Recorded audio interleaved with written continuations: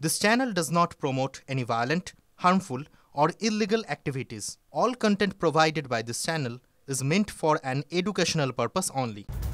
এদিকে অনুপ্রবেশ আশঙ্কার মাঝে উদ্বেগ বাড়াচ্ছে নজরদারি ক্যামেরার ব্যাটারি এবং তার চুরির ঘটনা। মানে ভারত বাংলাদেশ সীমান্তে কড়া নজরদারিতে বসেছে অত্যাধুনিক ডোম এবং পিডিজেড ক্যামেরা, কিন্তু সেই ক্যামেরা থেকেই এবার চুরি হয়ে গেল দামি দামি ব্যাটারি। এ তো আশ্চর্যজনক ঘটনা। কিভাবে হচ্ছে সেটার নজরদারি কে করবে?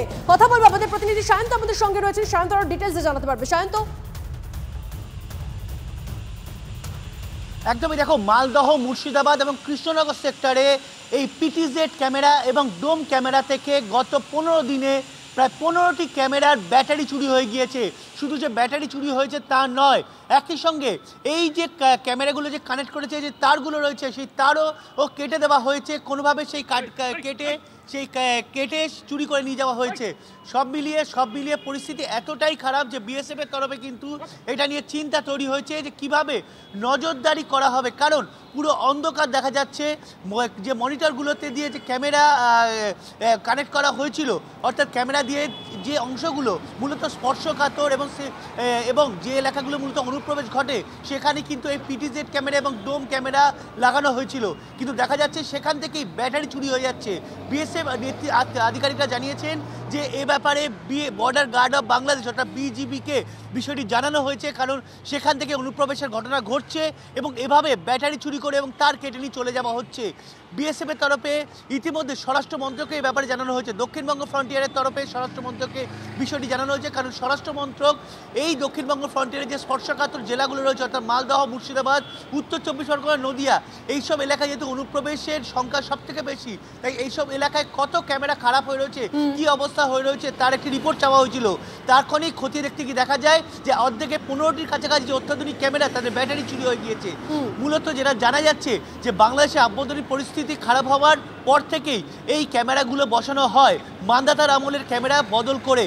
কিন্তু গত 15 দিন ধরে এই ক্যামেরাগুলোর ব্যাটারি চেঞ্জ করে খারাপ হয়ে গিয়ে দেখাচ্ছে, যেগুলো ব্ল্যাক হয়ে গিয়েছে, তখনই দেখা যায় যেগুলো চুরি হয়ে গিয়েছে। কিভাবে চুরি হলো?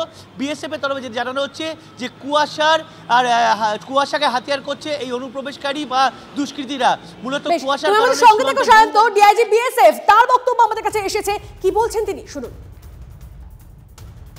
इसकी एक बड़ी प्रक्रिया है। वो जैसे ही किसी कोई भी चीज़ यदि ख़राब होती है तो उसकी एक निश्चित प्रक्रिया है, उसके द्वारा जल्दी से जल्दी उसे दूर करके उसको उपयोग में लाना सुनिश्चित किया जाता है।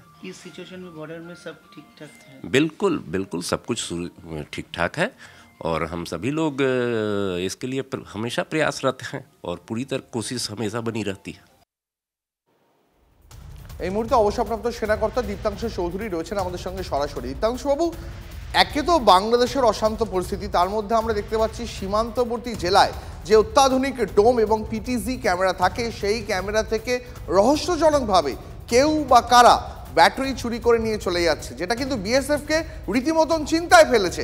কারণ নজরদারিতে কোথাও একটা এর ফলে খামতি রয়ে যাবে, এমনটাই কিন্তু আশঙ্কা করা হচ্ছে। কি বলবেন?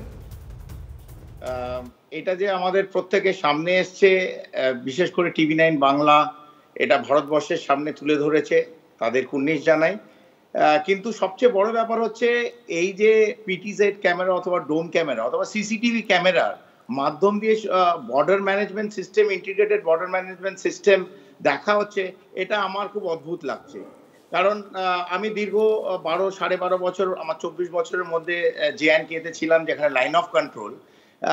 এই অত্যাধুনিক যেসব টেকনোলজি গ্যাজেটস আছে, আমার মনে হয় না এই ডোম ক্যামেরা অথবা পিটিজেড ক্যামেরা অথবা সিসিটিভির মাধ্যমে বর্ডারে নজর রাখা এটা একটা পদ্ধতি হতে পারে।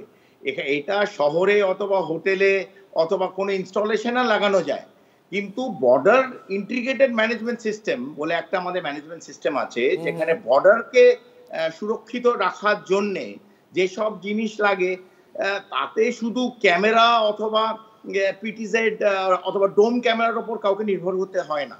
এখানে সেন্সর লাগানো থাকে, আন্ডারগ্রাউন্ড সেন্সর থাকে, বিশেষ করে যেসব জায়গায় যেখানে অনুপ্রবেশ ইনফিল্ট্রেশন আরো বেশি করে হয়, সেটা তো ওভার দ্য ইয়ার এক্সপিরিয়েন্সে বোঝা যায় কোন জায়গা থেকে ইনফিল্ট্রেশনটা হবে।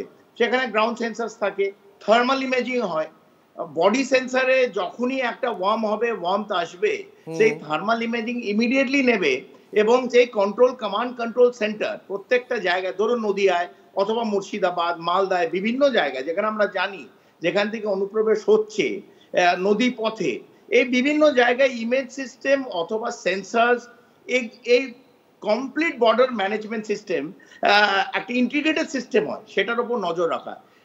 তারপর যখন স্বরাষ্ট্র মন্ত্রক বিএসএফ কে বলছে যে আপনাদের ক্যামেরা ঠিক করে চলছে কিনা অথবা ব্যাটারি আছে কিনা, তার মানে আমাদের বুঝে রাখতে হবে যে কমান্ড কন্ট্রোল সেন্টার যে বিএসএফ এর আছে যেখানে যেখানে আছে, নদিয়ায় যেখানে সুন্দরভাবে আপনারা দেখালেন, মুর্শিদাবাদ, মালদায়, এবং বিশেষ করে এখন বিভিন্ন জায়গায় যে মিলিটেন্ট ধরা পড়ছে এবিটি সংগঠনের, আসাম এবং বাংলায়, আমাদের আরো সজাগ থাকা উচিত, বিশেষ করে বিএসএফ কে।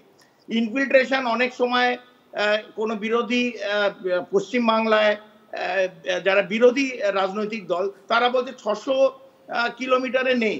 600 কিলোমিটারে যদি ফেন্সিং না থাকে এটা কোনো অজুহাত হতে পারে না, কারণ পশ্চিম বাংলা ভারতের একটি অঙ্গরাজ্য, সেখান থেকে 600 কিলোমিটার যদি না থাকে, স্বরাষ্ট্র মন্ত্রককে এনশিওর করতে হবে যেন ইনফিল্ট্রেশন না হয়, বিএসএফ কে এনশিওর করতে হবে।